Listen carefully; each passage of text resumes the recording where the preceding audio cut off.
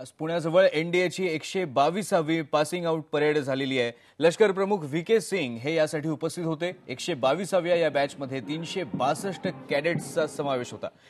यात 22 कॅडेट हे परदेशातले आहेत, 9 कॅडेट अफगाणिस्तान, 10 कॅडेट ताजिकिस्तान आणि 3 कॅडेट्स कझाकस्तानातले आहेत। या बॅचमध्ये 248 कॅडेट्स हे लष्कराचे, 44 कॅडेट्स हे नौदलाचे तर 70 कॅडेट्स हे वायुदलाचे आहेत।